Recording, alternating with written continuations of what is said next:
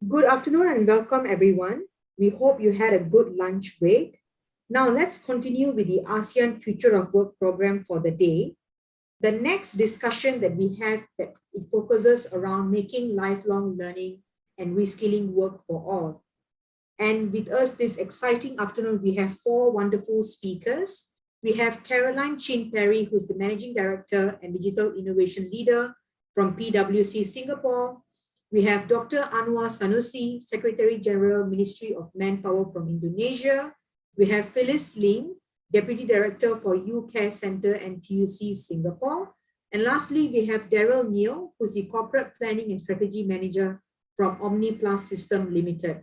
Without further ado, let's welcome our dear speakers. Over to you, Caroline. Hi, good afternoon, everybody. Thank you so much for the kind introduction. Today, I really would like to welcome you to our panel that's really important in today's world, making lifelong learning and reskilling work for all. It goes without saying that COVID-19 has been a forceful reminder that lifelong learning is crucial for businesses and workers to adapt to job and skills demands which can change very rapidly. So skills upgrading can also improve workers' career prospects and employability, as well as enable them to offer more value to their employers. This panel will discuss how tripartite leaders can support businesses and workers to reskill and upskill during and post-COVID-19, especially for small to medium enterprises, displaced workers, and low-wage workers as well, who may have less access and resources to engage in skills upgrading. So without further ado, I'm so pleased to have such a, impressive panel of speakers, and maybe I can share a little bit more about their profiles. So Dr. Anwar Sanusi is the Secretary General of Ministry of Manpower of the Republic of Indonesia. The Ministry of Manpower has a task to carry out government affairs in the labor and employment sector to assist the President in carrying out state governance. The ministry carries out functions of formulation, stipulation, and implementation of policies in the field of increasing labor competitiveness and productivity, resulting in increasing workforce placement and expanding employment opportunities. I'm also very happy to welcome Phyllis Lim, who I know we had mentioned in terms of introduction, who already is the Deputy Director of UK Centre at NTUC.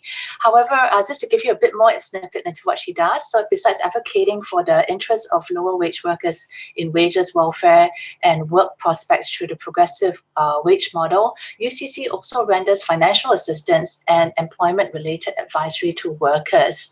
Our third speaker is none other than Daryl Neo, who is the Corporate Planning and Strategy Manager with Omni-Plus, overseeing the business transformation for operations and also new ventures. So Daryl is currently focusing on optimizing HR, finance, and operations processes. So look, welcome everybody. Such a privilege to have such an esteemed group of people as part of our panel today. Without further ado, I'd love to have a chat with some of these questions I've prepared earlier. Maybe we can start off first with Dr. Anwar and as well as Phyllis. I'm really curious to find out what policies and initiatives has Indonesia and Singapore implemented to help workers most affected by the pandemic, including displaced workers and lower wage workers, to reskill and upskill. So, I'd love to hear a little bit more from Dr. Anwar first, and then followed by Phyllis. Okay, thank you very much, Carolyn. Yeah. In responding to the ongoing job transformation and the strike of the COVID-19 pandemic since February 2020 in Indonesia, which affected the world of work, the government had issued several policies to help workers hit hardest by a pandemic, such as one is economic stimuli for business, which is provided to companies with no layoff commitment during the pandemic. Second is program to facilitate 59 million formal workers, such as tax incentive relaxation for employment contribution to the Health Social Security Agency. In Indonesian word, we call it as Badan Penyelenggara Jaminan Sosial Kesehatan, BPJS, and credit loan, repayment, and other schemes. And then third is social safety net for informal workers. There are about 70.5 million informal workers categorized as a poor and vulnerable shall receive social assistance for the central and local government. And the fourth, pre-employment card priority for laid-off workers. This is, we call it as Kartu Prakerja untuk yang ter-PHK. This program provides training, fees, subsidies to develop work competence and skill and boost labor productivity and competitiveness for job seekers, laid-off workers or laborers, as well as workers or laborers who need to increase their competence. And the fifth, increasing cash labor-intensive program. This program aims to expand job opportunities in rural areas, including productivity, labor-intensive, entrepreneurship, appropriate use technology, and business assistance program. And then six is protection to migrant workers. This program is provide health protection and social assistance for migrant workers abroad and those who have returned. In implementing this policy, yes, government does intensive communication with workers and employees representative through national tripartite dialogue institution. In addition to that, the Ministry of Manpower of Indonesia has provided also several accesses to vocational training for workers and job seekers. Such one is Job Loss Insurance Program, Program Jaminan Kehilangan Pekerjaan, or GKP, which help workers who lost their job by providing them with cash transfers, information to job vacancies, reskills and upskilling training, and also skill certification. And the second, e-learning provided by the Ministry of Manpower, which can be accessed inclusively by job seekers, workers, and laid-off workers through website-based training. And the third, competency-based training and certification, which is conducted in vocational training centers, community-based training center, and also private vocational training centers without any fees being charged and inclusively for all the citizens. And then the last is training, internship, and research for innovation in corporation and industries for vocational students and workers in scheme of the super tax discussion. This is Carolyn. That's to respond to your question. Thank you.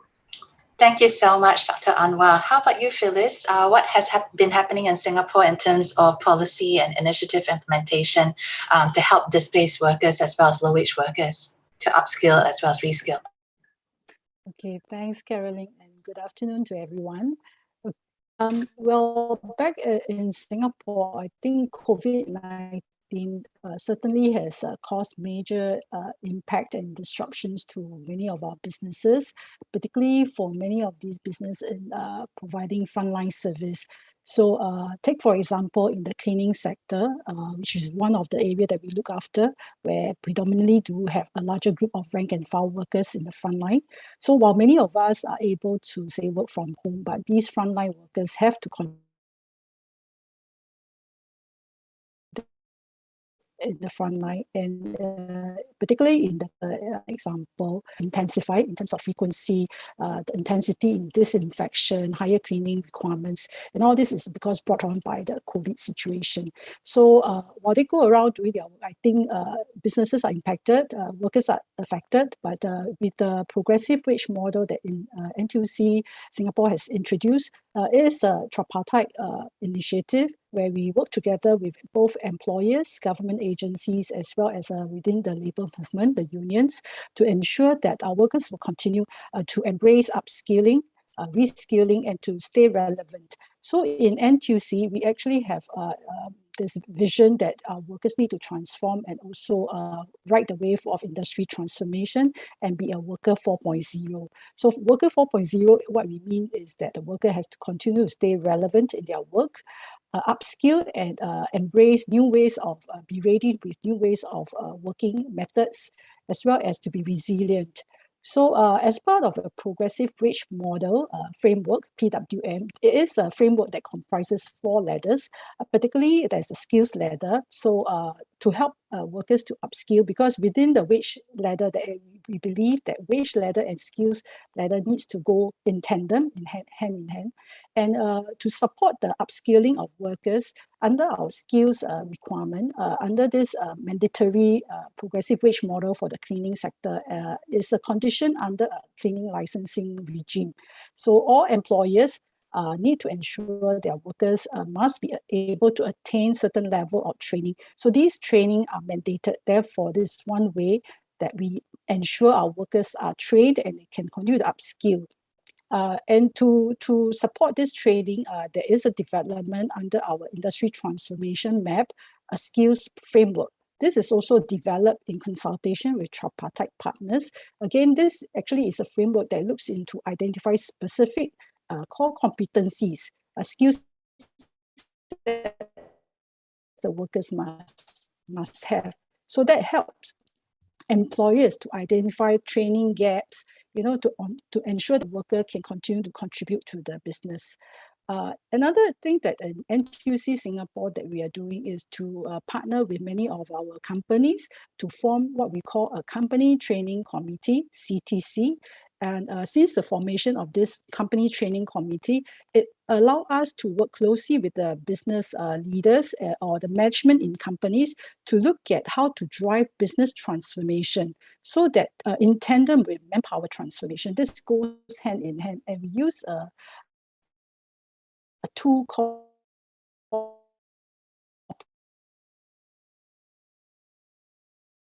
technology. Hi, Phyllis. We seem to be having some interruption on your end. We can't really hear you. So it's a facilitated approach to help identifying a skills gap. Do I need to repeat myself? Hello? Can I continue? Yes, you can continue. Do you have any other like VPN or anything that turn on, Phyllis? Because every now and then it's a bit choppy, and I can see your internet connection is not so stable. But yes, we can hear you now, so you can continue. Okay, sorry about that, because I'm using a data plan to ensure I have stable connection. No worries at all. Please continue. Yeah, sorry. Okay, so I was saying that we use all this kind of framework of a company training committee to ensure that we partner the businesses, our employers, to ensure workers are continuing to be able to stay upskilled. And importantly, also, we need to also bring on board our workers, they themselves, to embrace this lifelong learning, because it is really to make them feel that it's very much of their own investment in their own skill sets, such that they are able to also look forward to better work prospects. So maybe I'll just stop here to answer for that question. Thank you. Yeah, sure. Thank you so much, Phyllis. And it's just wonderful to hear from Dr. Anwar and Phyllis of so many different policies and initiatives to actually help workers in what is very challenging times. I think, without any doubt, the COVID-19 pandemic has really disrupted the workforce quite significantly, causing a lot of anxiety, as well as people wondering whether their skills are relevant, moving forward. So, wonderful to hear that there are quite a number of initiatives going on in both countries to actually help workers. I might just change the topic a little bit and address Daryl. So Daryl, thank you for patiently waiting. It is increasingly apparent that the acquisition of digital skills is needed for workers to thrive in an increasingly digitized world of work. So how is your company, Omni-Plus system, equipping your workforce with digital skills? Hi, Carolyn. Yeah, thank you for the question. We do actually recognize the importance of these digital skills for our employees as the company increase our focus in using technology to especially increase our efficiency. So I think this pandemic actually helped us to accelerate our plan of sorts. to transform and upskill our employees to be digital savvy, and also to appreciate the importance of technology to ensure that OPS will have a better positioning in the future market. Yeah, so in terms of internal plans that we have to actually equip our workforce with these digital skills, include like some of our onboarding video trainings for our internal CRMs, and then also providing a good support by having some of the mentors go through the company ERP manuals and guides, and of course to equip our employees with video conferencing skills, yeah, because that is very common these days. So like Zoom, WebEx, and MS Teams, and for those who are slower, to actually give them basic Microsoft PowerPoint and Excel skills. So these are some of the things that we have been doing internally. And externally, we actually do work with third-party organizations and also institutes of higher learning to allow our employees to gain access to these variety of courses and resources that they can actually attend. So maybe one such example, we are working quite closely with Singapore Polytechnic in like their micro-learning, and some of our employees actually signed up for some of the diploma courses there. And also to be more related to our industry would be actually to pick up some of the certain skills like IoT in advanced manufacturing sector. Yeah, and especially helpful that during this pandemic, NTUC actually also opened up the NTUC Learning Hub, where actually our company used very actively, where there is a wide selection of courses to actually pick from to try upgrade themselves. Yeah. Wonderful to hear that employers like yourself are being very progressive and also very understanding and compassionate to help, employees, whether they are, blue collar, white collar, and different parts of the organization, to actually deal with the pandemic and work in different ways moving forward. So it's wonderful that, it goes anywhere from, as what you mentioned, basic PowerPoint skills and Excel skills to micro learning, to then, I guess, for some people also more advanced things around the IoT and in advanced manufacturing, as well as leveraging what's available, say, for example, the NTUC Learning Hub. So it's just wonderful to hear that. And, I really hope that other employers will also hear this story and be inspired by your company's journey. Perhaps in the next question, I could ask Dr. Anwar a similar question. In terms of the workforce in general in Indonesia, what have you seen in terms of, equipping workforce with digital skills? Are there any public-private partnerships that are helping to provide easier access to digital skills upgrading? Yeah, thank you very much for a very challenging question. Yeah, as I mentioned before, that Indonesia introduced such we call it program pre-employment cards programs. Yeah, and then this program is also provided training. So the training that's provided through the pre-employment card program is a training programs to skill up the competency of job seekers and to upskilling and reskilling laid of worker skills capabilities, such as digital skills, foreign language skill, cooking skills, tourist guiding skills, or hospitality, yeah, and then also maybe foreign language skills, yeah, and this training provided mostly are from the private sectors that are involved in the program, such as that's like Tokopedia, and then also like Ruang Guru is also is initiated by the ones is graduated from Singaporean University, yeah, and then also Skill Academy, Bukalapak, Pinteria, Sekolahmu, Pijar, etc. This all I mentioned is private companies. This in addition, yeah, the national, the technical, vocational education and training has regular meeting every 3 months in forum communication of training industry institution aimed at the input from stakeholders on training needs in the industry or labor market. That's all. Wonderful to hear. Thank you so much for sharing. I'm just quite curious as well, Dr. Anwar. COVID-19 has accelerated the shift from in-person training, face-to-face, to then virtual online training. So, is this a rising trend that you have observed in Indonesia? And do you see this as a strategy that can help promote inclusive skills development? Yes, thank you. Yeah, that's the Ministry of Manpower of Indonesia is highlighting the urge and importance of online training. The online vocational training is the way to achieve inclusive socio-economic development.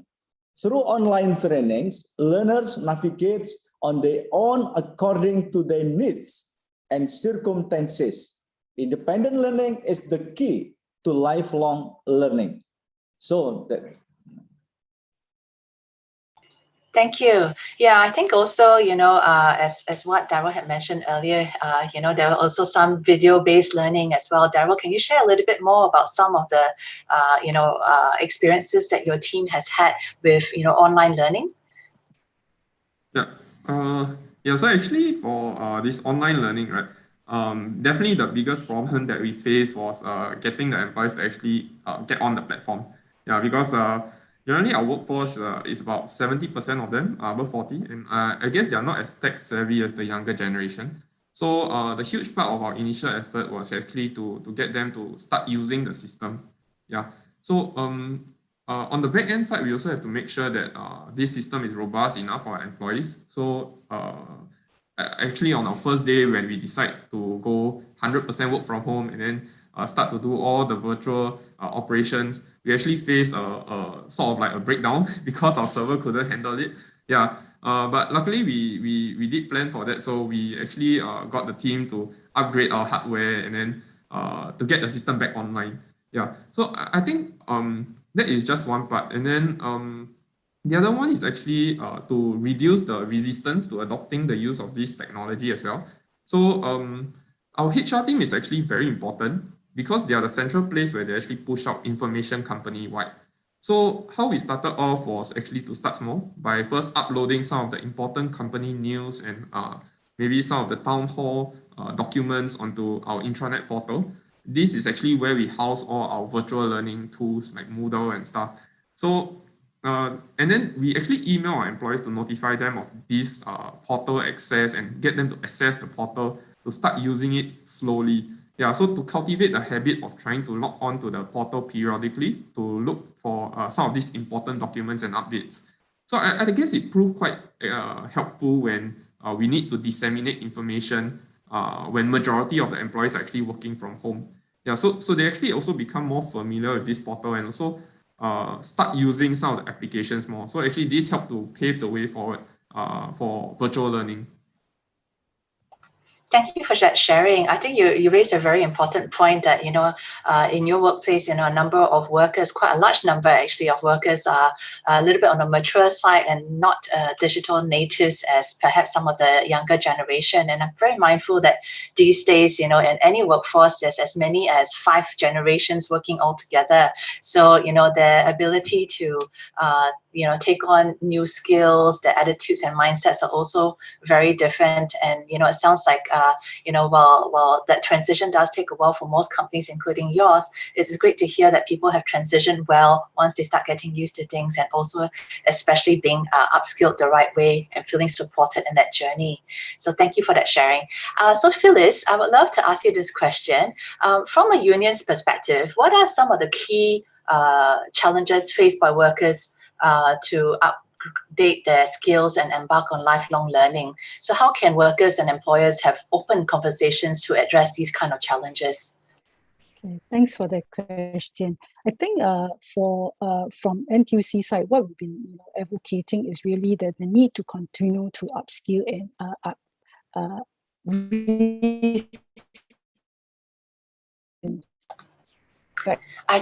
Hey, Phyllis, I think you're breaking up a little bit. An example, some of the barriers that we had identified.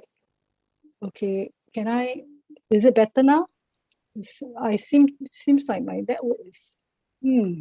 I think maybe it does help No worries. Okay. Maybe you can switch off your video. I know it sounds so rude, maybe I'll but it do does that. help with the bandwidth itself. Yeah, and Okay, until so you feel sorry, that so I'll maybe turn it off comes my back. No video. All problem. right, Thank thanks. you. So maybe I'll continue. Yeah, so as we were saying that in terms of barrier to learning new skills and all that, from the survey that we have done and so from the ground engagement that we have, I think a lot of times employers face the challenge of finding time to send their workers for training. So what we do is to also help these companies to communicate to their end clients, particularly in those sectors that are outsourced in nature, for example, cleaning sector. So we do encourage that service buyers to, allow their service provider to allow their workers to go for training during working hours, as long as their service outcomes are not impacted. Another way is the NTUC Learning Hub recently also have launched a learning platform where we call a learning experience platform, where we want to make learning to be more on the go, and it can be more bite-sized, and it's like through a mobile app. So and there are other initiatives that we have are like Skills Future for Digital Workplace, because at the end, the barrier to learning, particularly adopting new ways, new methods, or digital literacy, is really the mindset of the worker. So to help to change the worker to the mindset of the worker, as well as to assure them that it's not too difficult, so that these programs to help them to feel comfortable with using of technology, using operating robots and things like that. So they'll be more comfortable. And another barrier is that the language, the trainings are conducted primarily are all in English based, and the profile of the workers who tend to be the so-called more vulnerable ones, who are more senior, may not be able to have very high language proficiency. So in that regard, training providers do provide different vernacular languages when they conduct their training. So these are the few things that barriers. But I think so far we have seen pretty good results with all these resources put in place. And of course, with the government support in terms of training, subsidy, absentee payroll, these again help employers to come on board this training journey together with their employees. Okay, over back to you. Thank you so much, Phyllis. I think, you raised a very important point, right? A lot of employers out there are also trying to juggle between being able to continue on with their business, as well as take time out from their employees to, get them off the floor to actually help, continue with working, as well as, trying to attend training as well. And I know that, definitely if it's things that are on the front line or things that are outsourced, that is really tricky. Sometimes not every client is very understanding. So it's great that the government has some initiatives to better support these type of workers, as well as these type of industries, to take the time off to actually really upskill themselves, because it's really very important. I mean, I can't really think of any industry that hasn't been disrupted by technology, and even in frontline, even in low wage workers, and also sort of other people in the workforce. We all really need to upskill. So just being able to hear the wonderful stories from Indonesia as well as Singapore is heartening, because we can really see the private public partnerships in terms of wanting to ensure that the workforce can actually continue to remain relevant despite the technological changes that are happening right now. All right, thank you. So the next question I really wanted to explore was actually going to be in Daryl's area.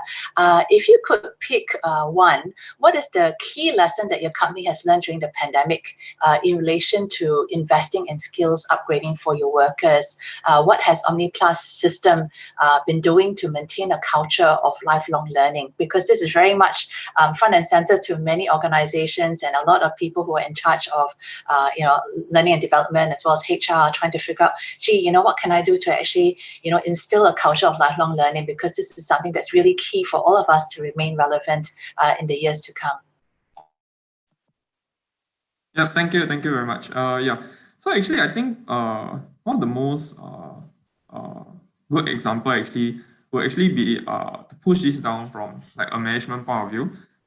They actually take it by example. They lead by example. So our CEO is actually still continuing his studies in PhD in material science and AI and machine learning. So this is actually quite encouraging. Like some of us, the more junior staff, actually take this as an example that, okay, yeah, we can continue to study, to pick up new skills, and to improve ourselves. So that's the first thing, yeah.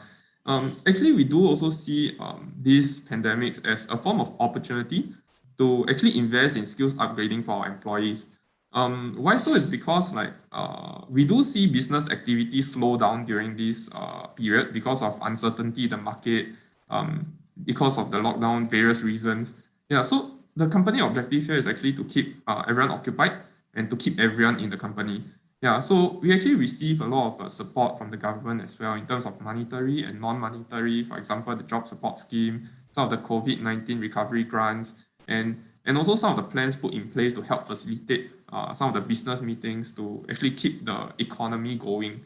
Yeah, so we actually see this as an opportunity, as a low-key period where we actually use the time to buff up our internal capabilities to be ready when the economy reopens. So during this period, a lot of our employees actually went for courses to pick up some of the new skills, be it IT skills or be it like interdepartmental, like cross-functional skills to actually upgrade themselves. And when the economy reopen, we can actually go full blast forward. Yeah. Thank you, and great to hear. It's so inspiring to hear that your CEO is actually doing his PhD. I think quite often people think that, these kind of learnings should be done in the first 1/3 of your life, for example. The way I see it in the past, it used to be 1/3 education, 1/3 you're doing your career, and then 1/3 in retirement mode. But in reality, these days it's going to be more 3 verticals going on at the same time. And how inspiring to have a leader within the organization who's trying to do his PhD, because it's really showing that he's pushing the boundaries of his knowledge, wanting to upgrade himself, and hopefully be able to take that knowledge and insert it back into the team as well as the company. So that's wonderful to hear. I'm just also quite curious, what do you think are some of the key concerns and needs of youth today when it comes to skills upgrading, Daryl? How can employers help to guide these young workers to align their skills training with their long-term career interests? So, actually, we do see that some of the concerns regarding the younger generation's worker, when they have in terms of picking up new skills, is whether actually this will be relevant in the near future, whether it'll be obsolete. Yeah, and they are actually, most of them are, I would say, in our company are actually generally comfortable when it comes to skills upgrading in areas that they are familiar with. So I would see some of the finance team picking up more finance courses, and some of the tech team picking up more IT-related courses. So there actually is a discomfort when they and they are more apprehensive when they have to step out of their comfort zone to pick up something a bit more different. Yeah, so maybe someone from the tech team have to pick up some finance knowledge to say, and then the main reason is because they are not sure where they can actually access these resources and how long they might actually have to take to pick it up, or whether it's even relevant and whether it's in line with their future career goal. Yeah, so I guess this is actually where the company can step in to provide support for our employees. So we do have employees that actually take time off to do their diplomas, and we do acknowledge that they have to take some time maybe to take exams or to prepare for their exams. So we do allocate for that. And internally, we do have mentors and periodic reviews to make sure that actually employees along the path, their career path, they actually know what sort of skills they have to pick up along the way to achieve their desired goal. And in the case that we actually don't have this internal support, meaning maybe we don't have the subject matter expert to provide support for some of the employees who are aspiring to reach a certain stage. So maybe, for example, because being a more traditional company, we do not have a very robust tech team. Yeah, so our tech team is actually quite young and fresh. So we don't actually have the internal resource to help them with what they're doing. So we actually work with third-party organizations, institutes of higher learning, to actually provide some of this training for our employees so that they can achieve what they want to achieve. Yeah, so I guess support from the company is very important in terms of getting the employees to align their skills training with their long-term career interests. Sure, thank you so much. I think you're absolutely right. Having periodic reviews as well as mentors, especially so early in your career, really makes a difference. It certainly makes a difference from my career as well, having the right mentors and coaches along the way. If you're joined us, as part of our audience, we really will be welcoming you to participate in our Q&A that's happening in a few minutes' time. So please feel free to go into the chat of your Zoom session. So go into the chat, please type any questions that you'd like to ask any of our very impressive speakers today. All right, so our next question really is for Dr. Anwar. It has been reported that inclusion will be a very key focus for Indonesia's G20 presidency in 2022. Can you share more about how Indonesia is ensuring inclusiveness as the labor market evolves and adapt to a post-pandemic world of work? Yeah, thank you very much, Carolyn. So I think maybe, you already mentioned that the next year, Indonesia will be a presidency for G20. Nowadays, we already have a lot of preparation. Yeah, regarding for your question, that the Government Republic of Indonesia had officially announced the theme of G20 Indonesia presidency, which is recovery together, recovery stronger. I mention again, recovery together, recovery stronger. The background of this theme is to overcome the issues of the global economic recovery and create a stronger global economy and have a more competitive, a productive, and sustainable foundation. Indonesia will not only look after the interests of G20 members, but also those of developing countries and vulnerable groups. Vulnerable groups are the most affected by the pandemics in the labor market. Not only women, youth, low-skilled workers, but also persons with disabilities get more difficult to find job. Indonesia will give special attention to vulnerable groups, in particular persons with disabilities, to be more empowered to access the labor market and to support greater social justice, safe and healthy working conditions, and decent work for all. Indonesia had assured the right of persons with disabilities are protected through regulation and policies for them in accessing labor market. Indonesia is we hope that G20 members country can obtain best practices from each other so that we can be able to formulate a concrete and measurable action plan. Thank you. Thank you, and so wonderful to hear how inclusive Indonesia intends to be, moving forward. And I know you probably already have been, but to think about that as one of your key focus is very heartening, because it's been very challenging times for people. And in particular, also the underrepresented communities, like what you mentioned, disability, and so forth, where sometimes it's so easy to forget these vulnerable groups. So thank you so much for raising some of these points. I think it's been, trying times for everybody, and wonderful to hear that these underrepresented groups are also going to have the right focus and attention to help them as well. All right, so we might actually kick off our Q&A session.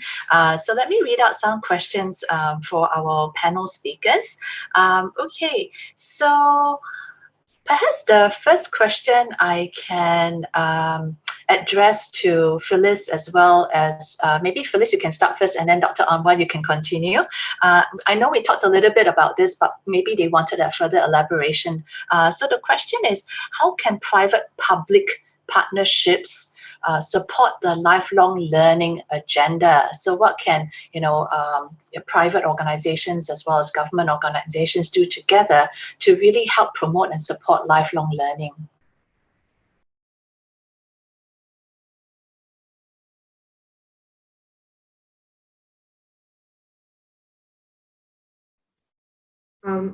Phyllis, you're on mute.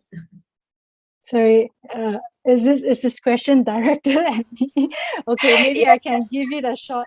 I think in Singapore's context, I think we talk a lot about tripartism.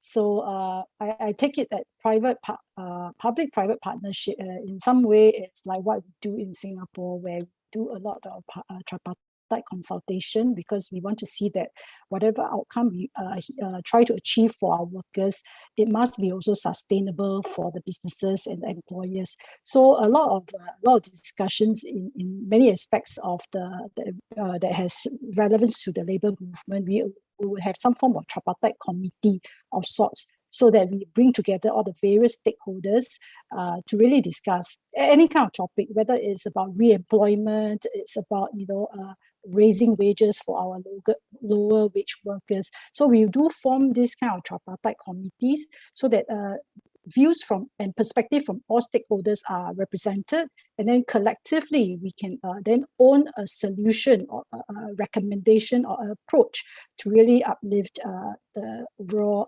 livelihood of our workers. Thank you, Phyllis. And Dr. Anwar, anything you'd like to further elaborate? I know you talked about it earlier, but if there's anything else you'd like to add. Yeah. Okay. Thank you very much, Ms. Caroline. That's, I think, maybe the issue regarding private-public partnership. We already adopted since last couple decades, in Indonesia. In all sectors, we try to invite the private to involve on public provision in all sectors. Not only maybe in education, but also in other sectors, maybe in terms of like public service delivery. So if we talk about like the issue about what the kind of support of the maybe private on the lifelong training, or on the lifelong learnings. We know that Indonesia is a huge country. We have a lot of a huge population also. I think maybe we almost impossible if everything is doing by the government. So that is why we try to invite like private. The meaning of the private is not only maybe companies, but also private. It's mean also society. So in Indonesia, in terms of life learning, the training for the people, through like a vocational training is conducted by the government. If the government, we in Indonesia, we have like a central government, and then also we have a local government. And then second is the company. And the company is we try also to create like a mutual cooperation between like Ministry of Manpower and then also the company. We have like such we call it as a tripartite, and also is like dialogues between the company and then also in the state, or maybe in this ministry. This scheme is one issue is how maybe to for like the graduates from the training centers, they can do like the internship program in the corporate. And then nowadays we also like introduce that, we call it as a training that operate by the society. So community based. This is also one approach and that we use in ensuring that lifelong training that can be fulfilled that can be done by all, not only by government but also the private and also society. Thank you. Thank you, Dr. Anwar, as well as Phyllis. The next question we have is that there are some sentiments on the ground that, the recent retrenchments, a number of them were PMEs, or rather like the professionals and middle manager type of areas. They are better qualified and have higher skill. How are we going to convince that higher skill and qualifications are important to avoid redundancy? So I'm quite happy for any of our speakers to chip chip in on this topic, because clearly, sadly, with a pandemic, there's always losses in terms of jobs, and one of the segments has also been the PMEs or middle managers and professionals who perhaps are a bit more, more qualified, have the right certifications and so forth. But even then, they are feeling quite challenged. So what can we do to help this group of people?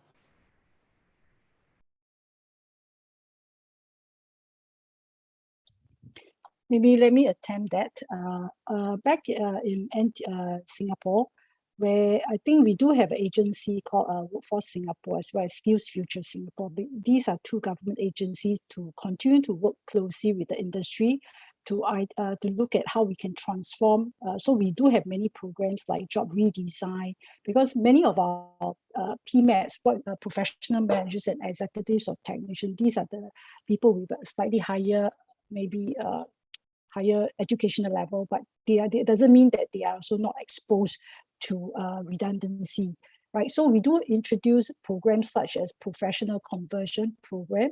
Then it also allows workers to actually change their career path or go into a different industry if they are made redundant in one.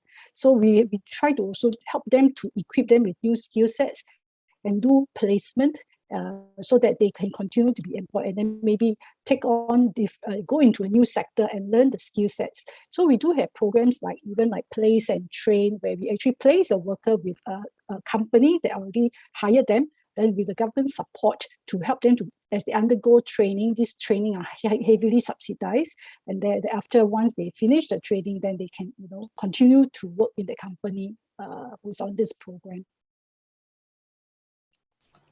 Thank you. Thanks a lot, Phyllis. Anyone else would like to chip in on this? Daryl, any potential tips for those who may have been retrenched? Sorry. Actually, we are actually very active in terms of participating in a lot of the government kind of initiatives, right? So I think the most common one, or like everyone would probably know, is the SG traineeship. Yeah, so actually, I think this SG traineeship is a good opportunity for many people to try to explore something that is out of their previous job scope. So, I mean, there are those who are fresh graduates and people who are new to the working industry. So they take this opportunity to get into the company for like maybe 6 to 9 months to learn more about the culture and like whether it is for them. Then I think there's the other one, which is the mid-career switch, where some of the employees actually they are doing something that they are not doing before, like entering a different industry or entering a different job scope or job function. So we actually do take in a good mix of both, and we actually see quite a positive sentiment from both the employee side and the employer side. So I'm quite happy to say that we are converting almost like, I would say, 70 to 80% of our trainees, and it's actually quite a good opportunity for those who are looking to change career, something that is different, and they do not want to have that commitment at the start. And for the company side, it's actually quite good, because this is actually also, especially during this period, is subsidized by the government. Yeah. Sounds like a win-win situation. Dr. Anwar, sorry. Yeah, I think maybe, thank you, Ms. Carolyn. I would like just adding some, like maybe my opinions or my advice regarding like lifelong journey, lifelong learning journey.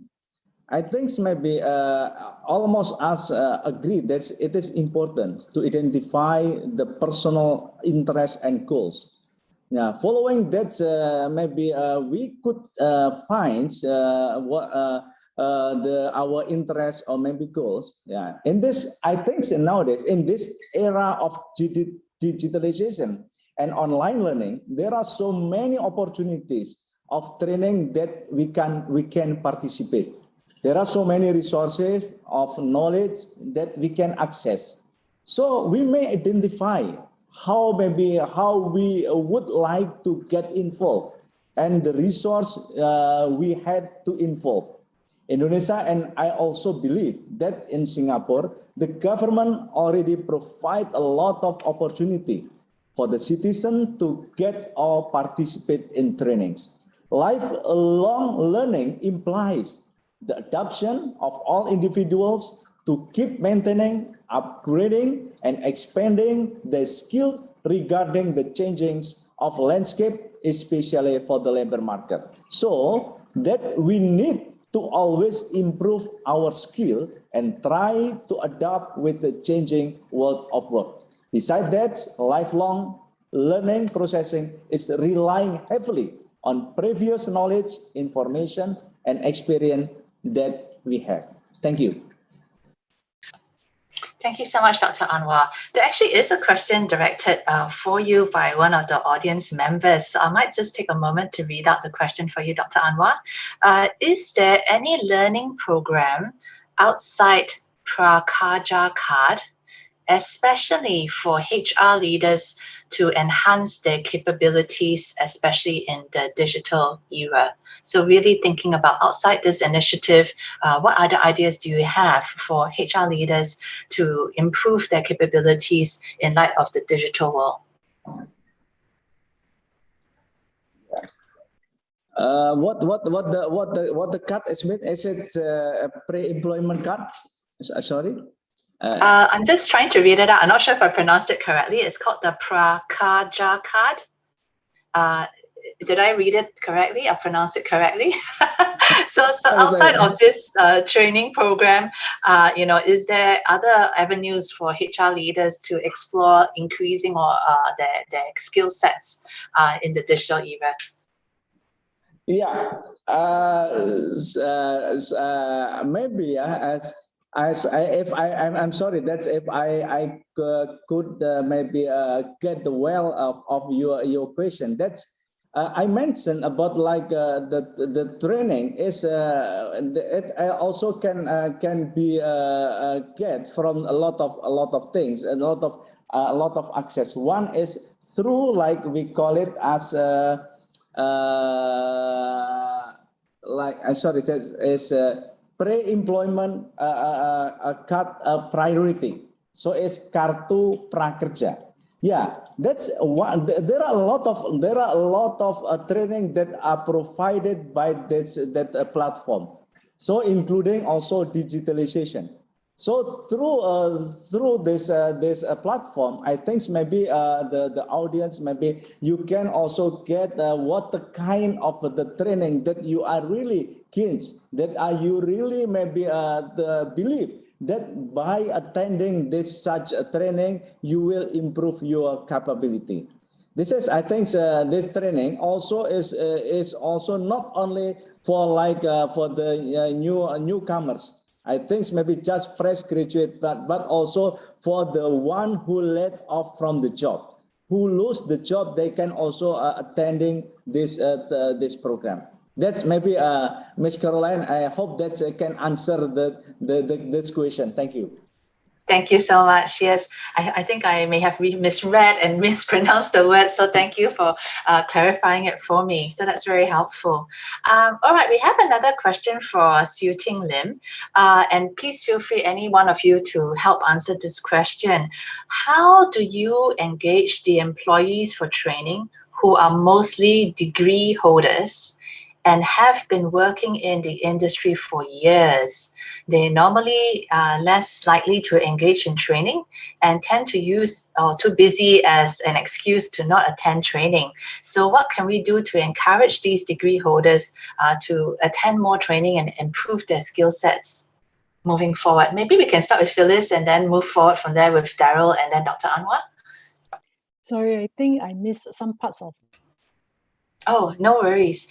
So let me read out the question again. Some of these professionals to take on the mindset of embracing training and not feel complacent, yes. I suppose, right? Exactly, well, exactly. I think many of us are probably in this category that we have worked for years in a particular job, and then you think that probably your skill sets is sufficient for us to handle the work.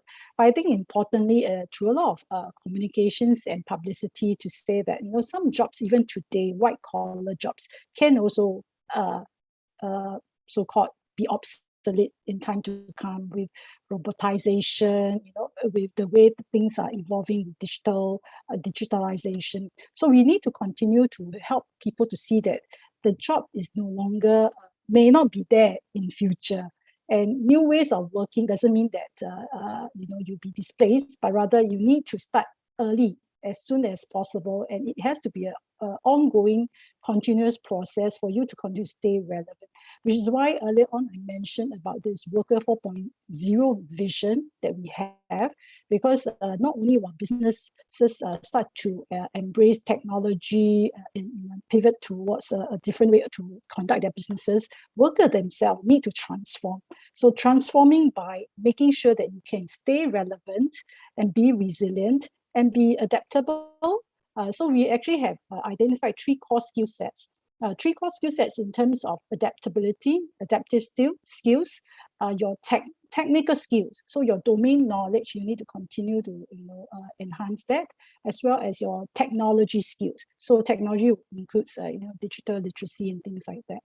Yeah. So, and I think what's important, if there's widespread education in terms of communication, publicity, or how people have embraced upskilling and they have actually moved up their career path and all that, those success stories will probably help the rest of the working population to see that they also need to do something to invest in their own learning.